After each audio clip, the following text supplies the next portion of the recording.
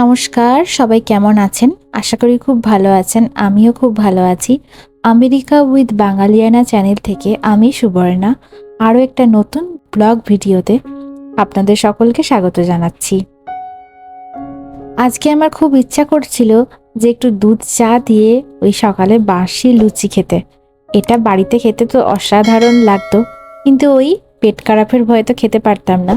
কিন্তু আজকে মনে হলো প্রত্যেক দিনই তো ওই নিয়ম মেনেই খাই, হেলদি খাবার খাই, আজকে একটু আনহেলদি খেয়েই দেখি কি হয়। আসলে ওই লুচি আর দুধ চায়ের লোভটা আমি ঠিক সামলাতে পারলাম না। তো যাই হোক, ওটা আমি খেয়েছিলাম ব্রেকফাস্টে। এরপর চলে আসি দুপুরে। যেহেতু দেখলাম যে ওটা একটু বেশি হেভি খেয়ে ফেলেছি, তাই দুপুরে একটু হালকার ওপর দিয়ে যাওয়াই ভালো। সেজন্য আমি এখানে কিছু পেঁয়াজ আর কিছু গাজর কুচি কুচি করে কেটে নিলাম স্যালাড বানাবো বলে। ভাবলাম যে তখন যখন একটু আনহেলদি খেয়েছি, এবার একটু হেলদি খাওয়াই না হোক যাক। তো যাই হোক, এখানে আমি শসা কেটে নিলাম। তো এই তিনটে ভালোভাবে কেটে নিয়ে একটু স্যালাড বানিয়ে নিয়েছি এখানে অল্প করেই। এখানে ধনেপাতা দিলে আরো ভালো লাগে। যাই হোক, আমি এখানে একটু লেবুর রস দিয়ে দিলাম, আর দিয়ে দেব একটু সামান্য নুন আর চাট মশলা। বিট নুন থাকলে ভালো লাগে, বাট বিট নুনটা আমার কাছে ছিল না, তাই আমি একটু চাট মশলা এর মধ্যে অ্যাড করে নিলাম। এটা দিয়ে শীতকালে রোদে বসে ভাত খেতে দারুণ লাগতো আমার বাড়িতে, যখন আমার মা বানাতো এটা। এর সাথে কিছুটা মটরশুঁটি ধনেপাতাও দিত। কিন্তু যাই হোক, এখানে আমার রয়েছে স্যামন মাছের যে কারিটা বানিয়েছিলাম সেটা, আর এই স্যালাড। হাতগুলো কবে থেকে এরকম অবস্থায় আছে, আমি নেল পালিশ পরারই সময় পাইনি বা মন হয়ে ওঠেনি। যেখানে বিয়ের আগে আমার এই হাতে এক বিন্দু নেল পালিশ ছাড়া হাতটা এরকম অবস্থাতে কোনোদিনই থাকতো না। তো যাই হোক, এখন সুযোগ হয় না বা ইচ্ছা করে না, দুটোই বলতে পারেন। মানে সময় সময় হয়ে যখন সময় হয় তখন আমার মনে পড়ে না। তো যাই হোক, এখন একটু নেল পালিশ পরবো ভাবলাম। আর কালকে যেহেতু এই আঙুলটা দিয়ে আমি রসুন ছাড়িয়েছিলাম আর লেবু ছাড়িয়েছিলাম, অতগুলো লেবুর রস বার করে রেখেছি, তো তাই জন্য মনে হয় এই আঙুলটা প্রচণ্ড ব্যথা করছে। তো দেখি কি করে ঠিক হয় এটা। তাই ভাবলাম একটু নেল পালিশটা পরে নিই। এখান থেকে এখন আমি নিয়ে নেব, সেটা হচ্ছে তুলো। নিয়ে নিলাম কটন। এবার রিমুভার। আজকে তেমন ঠান্ডা নেই, কি করে খোলে এটা।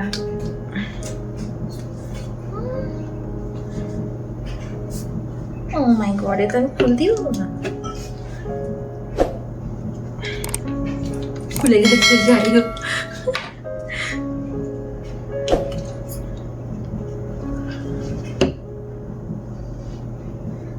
নেল পালিশগুলো তুলে ফেলি। অনেক দিন হয়ে গেছে নেল পালিশ পরা হয়নি, যত্নই নিই না নিজের প্রতি।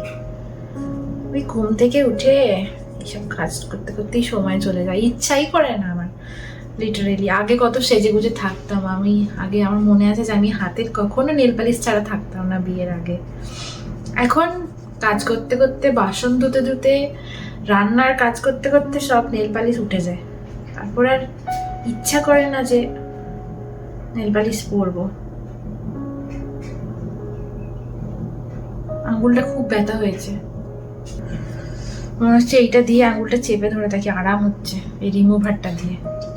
তো যাই হোক, এই আঙুলটাতে থাক, আমি বাকি আঙুলগুলোতে নেল পালিশটা করি, তোমাদের দেখাই ক্লোজে। দুয়ারে দাঁড়াই বলে না না না, ও যে মানে না মানা, ও যে মানে না মানা, আঁখি ফিরাইলে বলে না না না, ও যে মানে না। এই নেল পালিশটাও আমি ইন্ডিয়া থেকেই এনেছিলাম, দেখা যাচ্ছে না। এই নেল পালিশটা আমি ইন্ডিয়া থেকেই এনেছিলাম, L18 রেড শেডের ওপরে আছে। যেহেতু কালকে নাচের প্রোগ্রামটা আছে, সেই জন্য এখন এটা পড়ছি, নাহলে তো পড়তেই ইচ্ছা করে না। দেখলাম যে আঙুলটা ব্যথা করছে, ভাবলাম নেল পালিশ পরলে হয়তো ব্যথাটা কমে যাবে। তাই এটা পড়া। ও যে মানে না মানা, ও যে মানে না মানা, আখি ফিরাইলে বলে না না না, ও যে মানে না মানা, যত বলি নাহি রাতি মলিন হয়েছে রাতি, যত বলি নাই রাতি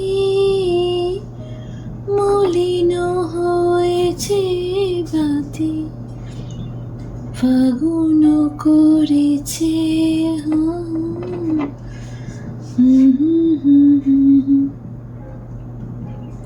ও যে মানে না মানা, ও যে মানে না মানা, আখি ফিরাইলে বলে না না না। কেমন লাগছে? এই যে আমার নেল পালিশ পাড়া হয়ে গেছে। কেমন লাগছে অবশ্যই কমেন্ট করে জানাবে সবাই। আমার হাতটা, এই আঙ্গুলটা খুব ব্যথা হয়েছে, প্রচন্ড লাগছে। ভাবছি নেল পালিশটা একটু ভেতর দিয়ে দিয়ে দেখি কি হয়, যদি ব্যথাটা কমে। তো যে গানটা করছিলাম, আমার খুব ভালো লাগে যখন আমি একা থাকি, আমার গুনগুন করতে খুব ভালো লাগে। আমি বেশিরভাগ সময় করে থাকি, বাট এত ক্যামেরা বন্দি করা হয় না। তো আজকে এটা করতে করতে হঠাৎ করে আমার গান করতে ইচ্ছা করলো, আর শ্যুটটা যখন করছিলামই তাই তোমরা শুনতে পেলে। কেমন গাই জানিয়ে কমেন্ট করে। আর তোমরাও আমার মতন কে কে এরকম গুনগুন করতে ভালোবাসো কাজ করতে করতে, সেটাও অবশ্যই জানিও। তো আমি দিয়ে নিয়েছি 2 নম্বর করে কোটিং। কেমন লাগছে জানিও। এই হাতটাও পরতাম, বাট এখন পরে পরবো। পরিনি, পরবো কি পরবো না কনফিউশনে পড়ে গেছি। কারণ রাতে খেতে হবে, কাজ করতে হবে, রান্না করতে হবে, আবার উঠে যাবে, কালকে আছে নাচটা। এই আঙুলটা এখন ব্যথা বলে পড়লাম, এখন পরে পড়বো। তো গানটা একটু শোনাই তোমাদের 2 লাইন। ও যে মানে না মানা, ও যে মানে না মানা, আখি ফিরাইলে বলে না না না, ও যে মানে না মানা। তো যাই হোক, কেমন লাগলো বলো আমার গানটা?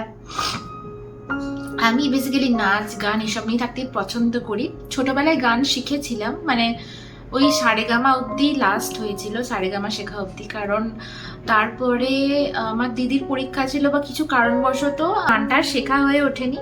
নাচটার জন্যই শেখা হয়েছে, কারণ গানের স্যার অনেক দূর থেকে আসতেন তো বাড়িতে, তখন গ্রামের বাড়িতে এত সমস্যা হয়েছিল কিছু একটা। তো যাই হোক, আমার ছোটবেলায় আমি অনেক গানটা শিখেছিলাম একবার, মানে গান পুরোপুরি শিখিনি, ওই যেটা বললাম সারেগামা এগুলোই শিখেছি। তো কেমন লাগলো আজকের ভিডিওটা সবাই অবশ্যই জানাবেন। আর যারা যারা দেখতে চান আমি কেমন ডান্স করি, তার জন্য কিন্তু আপনাদের সোনিয়া ডিকোডস আমি এখানে স্ক্রিনের ওপর লিখে দিচ্ছি। তো এই চ্যানেলে গিয়ে আপনারা আমার নাচ দেখতে পারবেন। আমি ছোট থেকেই নাচ শিখি, আর দীর্ঘ 5-6 বছর ধরে আমি ইউটিউবে ডান্সের ভিডিও আপলোড করে থাকি। এখন আর আপলোড করা হচ্ছে না, কারণ আমার বর কাজে ব্যস্ত থাকে। আর আমরা যেখানে থাকি সেটা হচ্ছে পুরোটা কাঠের বাড়ি, তো এখানে নাচলেই ধপ ধপ করে আওয়াজ হবে। তো নিচে যারা থাকে তারা কমপ্লেন করতে পারে আমেরিকায়, তো এখানে নাচা সম্ভব নয়।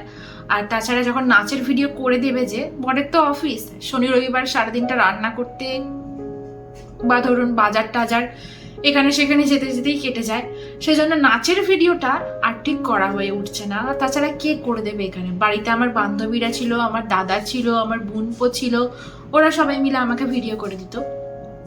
সেজন্য এখানে এসে আমি খুবই অসুবিধায় পড়ে গেছি। যা করি এই স্ট্যান্ড লাগিয়ে নিজে নিজেই করি, এখনও কথা বলছি স্ট্যান্ড লাগিয়েই। তাও আমি ডান্স ভিডিও করে থাকি একটা দুটো নিজের মতো। বাট ওই একটা মনের মধ্যে ভয় থেকে যায় যে জোরে লাফাতে পারবো না, বা যদি আওয়াজ হয়ে যায় নিচে। আর কাঠের বাড়ি, আমি একটু মানে আমি যদি একটু জোরে হাঁটাচলা করি এখানে, তাতেই আমাদের জানলাগুলো থরথর করে কাঁপতে শুরু করে দেয়, বা ঘরটাও কাঁপতে শুরু করে দেয়। আপনারা হয়তো অনেক সময় লক্ষ্যও করেছেন যে আমি যখন রান্নার ভিডিওগুলো দেখাই, দেখবেন ফোনটা এরকম দুলছে, মানে ঘরটা পুরো দুলছে জোরে হাঁটলেই। সেই জন্য না, ডান্স করাটা আমার জন্য একটা চ্যালেঞ্জিং ব্যাপার হয়ে গেছে। কারণ আমি এখানে জিম আছে, জিমেতে গিয়ে ডান্স করি, কিন্তু ধরুন আমি নাচ করব, পাশে কেউ জিম করছে, অনেক লোক আছে, প্র্যাকটিসটা না সবার মধ্যে হয় না। প্র্যাকটিসটা নিজের মধ্যে করা যায়, মানে পারফর্মটা আপনি সবার সামনে করতে পারবেন, কিন্তু ডান্স যখন আপনি প্র্যাকটিস করছেন তার জন্য একটা নিরিবিলি আলাদা শান্ত রুম চাই। জিমেতে গিয়েও সবসময় হয় না, যদি সেখানে লোকজন থাকে তাহলে সেখানেও আমি প্র্যাকটিস করে উঠতে পারি না। তো আমার কাছে ডান্স করাটা আমার একটা চ্যালেঞ্জিং ব্যাপার হয়ে উঠেছে, যে আমি ডান্সটা করতে চাই বাট আমি করার সুযোগ পাচ্ছি না, আমি করবো কি করে। আর আমাদের এখানে সরস্বতী পুজোয় যেটা আমি কালকে প্রোগ্রাম হতে চলেছে, সেটার জন্য আমি প্রোগ্রামটা করাটাও আমার কাছে একটা চ্যালেঞ্জিং ব্যাপার, কারণ প্র্যাকটিস করার জন্য আমি কোনো জায়গা পাইনি। বাড়িটাতে বললাম এরকম দুলছে, আর জিমেতে যখনই যাই তখনই দেখি কেউ না কেউ আছে। তো আমি গান চালিয়ে নিজের মনের মধ্যে হাত পা এইভাবেই ওটাকে প্র্যাকটিস করেছি। তো এটাই হয়ে গেছে সমস্যা। তো যাই হোক, দেখা যাক কেমন হয় কালকে। আপনারা সবাই প্রে করুন যেন আমার ডান্সটা ভালো হয়। টাটা।